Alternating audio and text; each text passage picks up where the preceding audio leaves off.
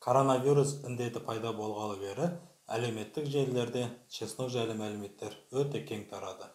Вирустан қорғайды екен және біздің ағзамызға пайдасы өте зор екен деп. Бұны көрген халық қарсы көрсеткіштеріне қарамай күнделікті жейтін тамағының қатарына бірден қосты. Бұл қаншалықты дұрыс? Вирустан қорғайды ма? Біздің ағзамызға қандай пайдасы бар? Кімге жеуге болады және кімге жеуге болмайды деген сұрақтарды талқылайық.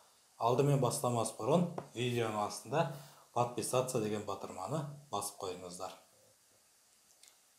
Чесноктың пайдасын түсіну үшін алдымен химиялық құрамынан бастайық.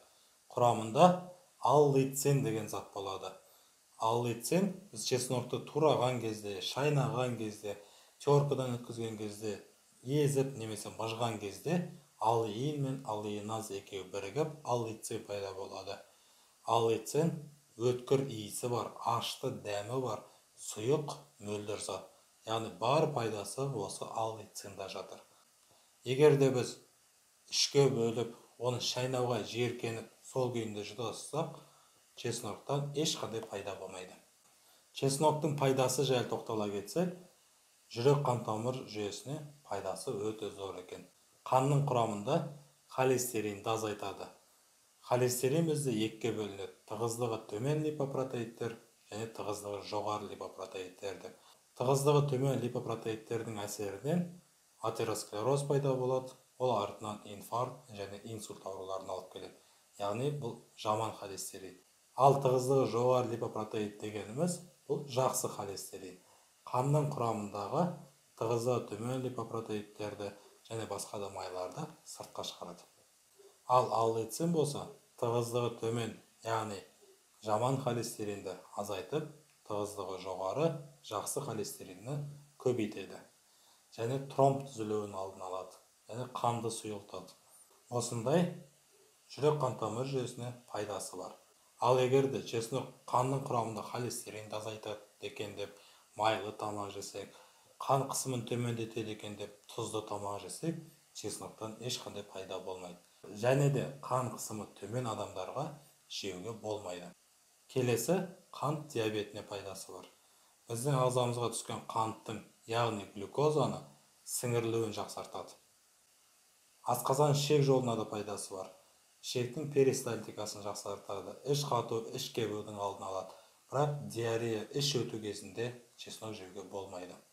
Және де қатерлі ісіктің алдын алатын әсері бар. Бірақ қатерлі ісікті емдемейді. Бұл канцерогенді процесс дейміз, яғни қатерлі ісік жасушаларының пайда болуы. Осы қатерлі ісік жасушаларының пайда болуын тежейді бұл. Келесі пайдасы бактерияға қарсы, саңырауқұлаққа қарсы, вирусқа қарсы әсері бар. Осыған байланысты әлеуметтік желілерде коронавирустың алдын алу үшін чеснок жеңіздер деп жатыр. Чеснок вирусқа да, бактерияға да, саңырауқұлаққа да әсер етеді. Бірақ ағзамызда бактерия, вирусты жою үшін біз күнделікті жейтін чесноктың дозасы жеткіліксіз болады. Ағзамызда вирусты жою үшін біз чеснокты күнде килограмдап жеуіміз керек. Егер де олай жесек, біз уланып қаламыз ғой. Ал күнделікті жейтін чесногымыз чесноктың 3 бөлшегі болуы мүмкін.